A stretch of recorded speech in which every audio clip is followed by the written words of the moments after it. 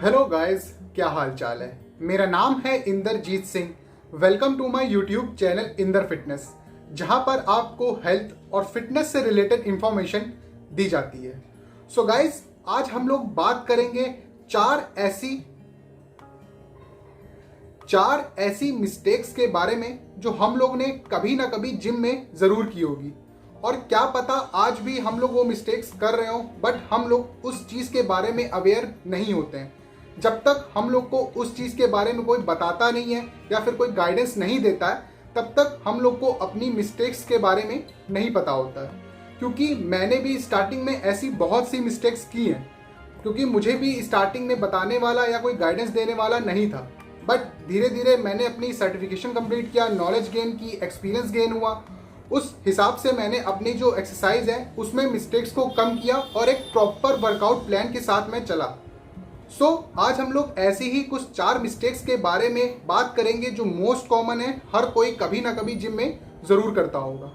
उससे पहले अगर आप मेरे चैनल पर नए हो तो मेरे चैनल को सब्सक्राइब करके बेल आइकन को जरूर प्रेस कर लेना, जिससे कि इन फ्यूचर मैं जितनी भी वीडियोस डालूं उन सभी का नोटिफिकेशन आपको सबसे पहले मिल जाए। सो गाइस, चलिए शुरू करते हैं। सो गाइस, 4 ऐसी मोस्ट कॉमन मिस्टेक्स जो सभी ने कभी ना कभी जिम में जरूर की होगी। उनमें से सबसे पहला है वार्म अप। आप लोग जिम में वार्म अप नहीं करते हो। आप लोगों ने देखा होगा कि या फिर आप लोग खुद ही जब भी जिम में एंटर करते हो तो तुरंत जाते हो डंबल रैक की तरफ, मशीन्स की तरफ और अपना वर्कआउट स्टार्ट कर देते हो, जो कि एक सबसे बड़ी मिस्टेक है, जिससे कि आपको 100% चांसेस हैं कि आपको इंजरीज जरूर होंगी। आज नहीं तो आने वाले समय में आपको इंजरीज जरूर होंगी अगर आप वार्म अप नहीं करते हो। किसी भी फिजिकल एक्टिविटी से पहले आपको वार्म अप करना बहुत ज़्यादा इंपॉर्टेंट है। वार्म अप आपके बॉडी में आपके कार्डियोवैस्कुलर सिस्टम को तैयार करता है आपके फिजिकल एक्टिविटी के लिए। वार्म अप आपकी बॉडी में ब्लड फ्लो बढ़ाता है, जिससे कि आपके जितने भी बॉडी में न्यूट्रिएंट्स हैं वो आपके मसल्स और ऑर्गन्स तक पहुंच सकें। वार्म अप आपकी बॉडी में आपके बॉडी टेम्परेचर को बढ़ाता है, आपकी बॉडी को गर्म करता है, जिससे कि आपको इंजरीज कम होंगी। आज से याद रखिएगा, कोई भी फिजिकल एक्टिविटी या कोई भी एक्सरसाइज करने से पहले आपको कम से कम 5 to 10 मिनट्स एक अच्छा प्रॉपर वार्म अप जरूर करना चाहिए। वार्म अप में आप light jogging, cycling, treadmill and after exercise आप स्ट्रेचिंग भी कर सकते हो। स्ट्रेचिंग में क्यों बोल रहा हूँ, आप लोगों ने देखा होगा कि आप लोग जब भी जिम करके रात में सोते हो और जब मॉर्निंग में उठते हो तो आपकी बॉडी में बहुत पेन रहता है।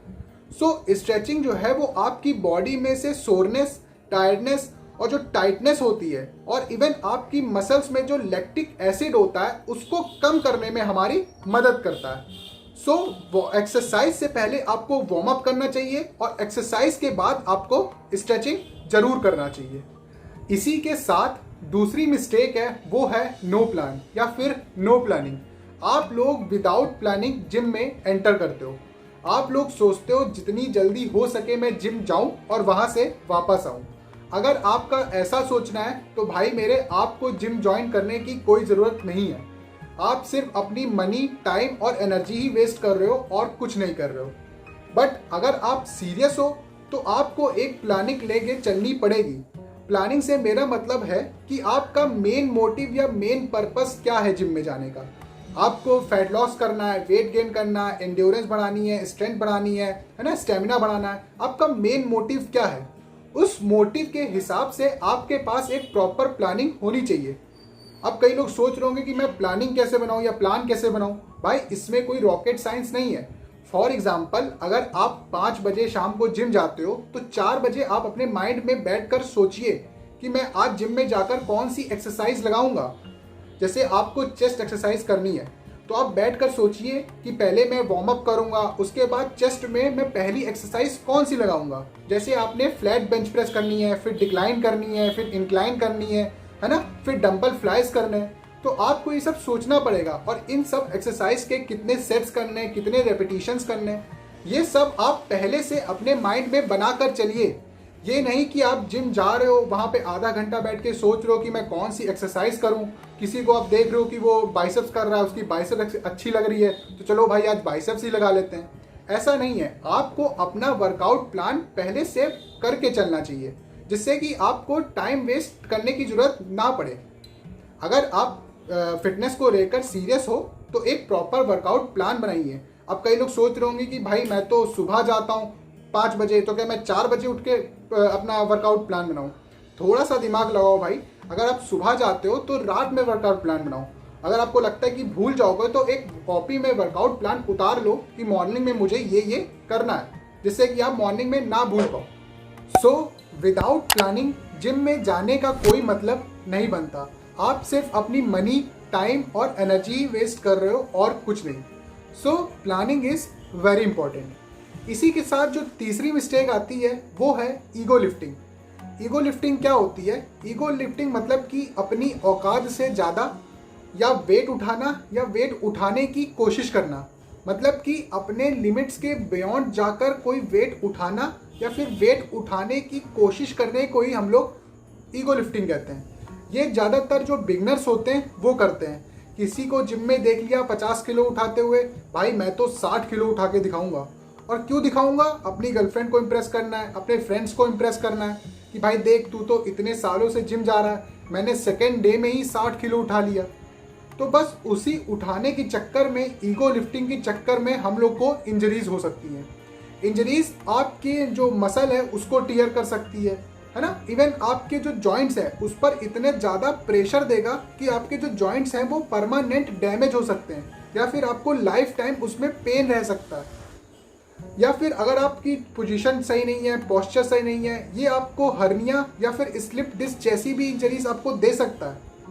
इसलिए हैवी वेट या फिर ईगो लिफ्टिंग करने से पहले 100 नहीं 1000 बार सोच लीजिए कि मैं करूं या नहीं। किसी को इम्प्रेस करने की चक्कर में अपनी लाइफ से, अपनी फिटनेस से खिलवाड़ मत करिए। अगर आप ईगो लिफ्टिंग करते हो तो आज से ही मैं हाथ से हाथ जोड़कर कहता हूँ कि आज से ही आप ईगो लिफ्टिंग को बंद कर दो, वरना कभी ना कभी आपको पछताना जरूर पड़ेगा। इसके बाद भी लोग वेट लिफ्टिंग करेंगे, बट एक बार सोचो, अगर आप वेट लिफ्टिंग कर रहे हो, अगर आपकी कोई ऐसी नर्व दब गई जो आपको पैरालाइज कर गई और आप ऑन द स्पॉट बेहोश हो गए और जितना भी वेट है वो आपके ऊपर गिर गया, तब तो आप लाइफ टाइम बेड रेस्ट पे आ जाओगे। ऐसा कोई भी नहीं चाहता है।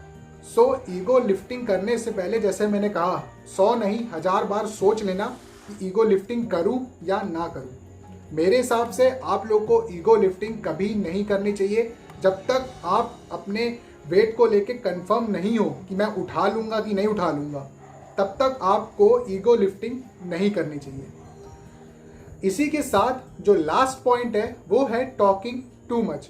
टॉकिंग टू मच से मेरा मतलब क्या है कि आप लोग जिम में एक्सरसाइज से ज़्यादा बातें करते हो।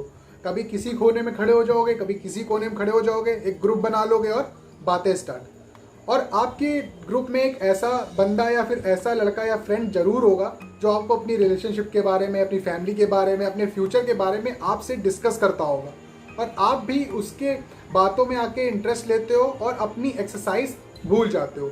अगर आपका भी कोई ऐसा फ्रेंड है, उससे साफ बोल दो कि भाई मैं 1 घंटा एक्सरसाइज करने आया हूँ, मुझे सिर्फ एक्सरसाइज करने दो। जिम के बाहर जाकर हम लोग बात कर लेंगे, लेकिन अभी सिर्फ हम लोग को एक्सरसाइज करनी चाहिए। अगर वो आपका फ्रेंड होगा तो आपका वो बुरा नहीं मानेगा। अगर फ्रेंड नहीं होगा और अगर बुरा मान भी जाएगा तो आपके लिए अच्छा है कि वो अगले दिन से आपको डिस्टर्ब करने नहीं आएगा। सो आज से याद रखिएगा, बातें कम, एक्सरसाइज ज़्यादा। More exercise less talk equal to your dreams. So guys, यही कुछ टॉपिक्स थे या ये कुछ मेन मिस्टेक्स थी जो हर कोई जिम में कभी ना कभी ज़रूर किया होगा। आप लोग इन चारों टॉपिक्स में या चारों मिस्टेक्स में कौन सी मिस्टेक्स करते हो, मुझे नीचे कमेंट करके ज़रूर बताइएगा। सो गाइस, अगर आपको ये मेरी वीडियो अच्छी लगी तो मेरी वीडियो को लाइक करिए, मेरे चैनल को सब्सक्राइब करिए और बेल के आइकन को भी प्रेस करिए, और बेल के आइकन में भी ऑल को प्रेस करिएगा, जिससे कि इन फ्यूचर में जितनी भी वीडियोस डालूं उन सभी का नोटिफिकेशन आपको मिल जाए। अगर फिर भी आपको नोटिफिकेशन नहीं मिलता है तो आप मुझे इंस्टाग्राम पर फॉलो कर सकते हो, मैं वहाँ पे भी अपडेट देता रहता हूँ। सो गाइस, मिलता हूँ नेक्स्ट वीडियो में। Till then, bye bye, take care, stay fit and stay healthy.